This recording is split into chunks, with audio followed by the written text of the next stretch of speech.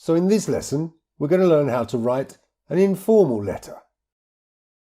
Let's go. So what is informal writing? Well, it's easy really. It's something that we write to friends or family. Typical examples can be postcards, letters. We might even write to a pen pal, someone who we want to exchange letters with from another country. Here's an example of a postcard. We still need to write the address so someone knows where to send our letter, but our writing style is much less structured. It's more like we were talking to the person face to face. So just like we learnt in the last lesson, we can start our postcard with "Dear" and the person's name, and we can finish with a typical ending, lots of love, see you soon, etc.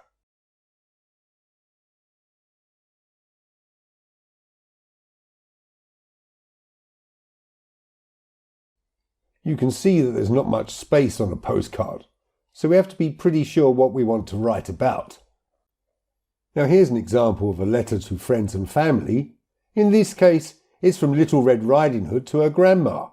I'm not sure if she ever did write a letter, but if she did, it should have looked something like this.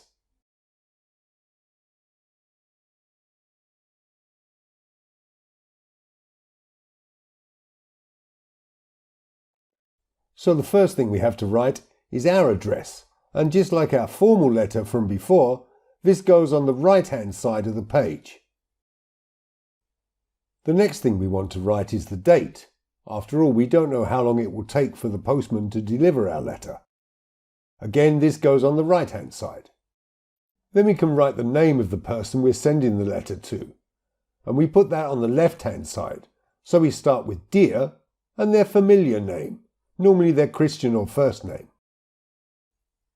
Don't forget to add the comma after their name before we start our actual introduction paragraph.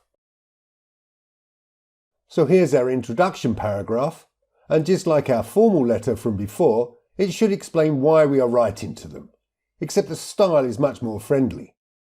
In this case, Daisy is writing to Santa Claus, Father Christmas, and it's to thank him for the presents that she received.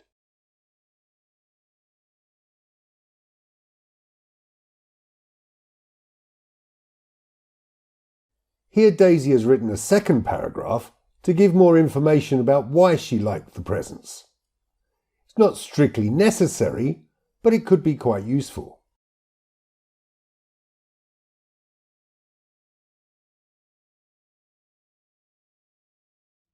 That's Daisy's paragraphs finished, so now she ends her letter with a familiar ending, just giving her love and a few kisses. What other kind of endings can you think of to finish this letter? So let's review what we know so far. Informal writing is more chatty, just as if we're talking to our friends. And because of that, we can use more contractions like TV instead of television. We can also use more slang words as long as we know they might understand them. As a general rule, all of these shouldn't be used in our more formal writing. Just like our formal letter before, it's a good idea to use a checklist to make sure you've included all the information and details that you need.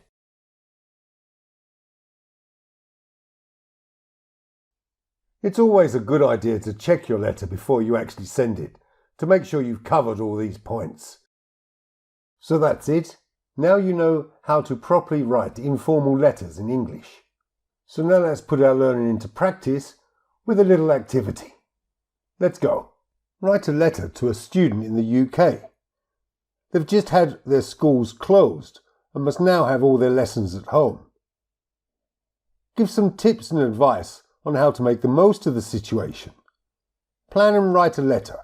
It should include 3 pieces of advice or tips to help them cope with the situation. Before you start writing, take a moment to think about your reader. How do you think a student in the UK is feeling right now? How did you feel at the beginning of homeschooling? And what things have changed? What did you do that worked? And what things did you try that didn't work? What things are strange or good or bad about learning at home?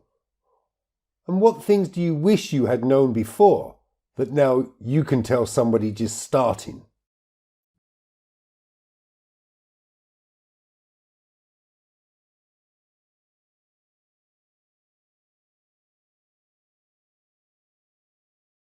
This is just brainstorming, so don't plan yet. Just write down all the things that you want to say. And then pick the 3 most important ones. That's what you should put in your letter. In your final paragraph, think what you could say to help them feel better. You might also want to ask them to write back to you, to see how they're doing. Maybe you will gain a pen pal that way.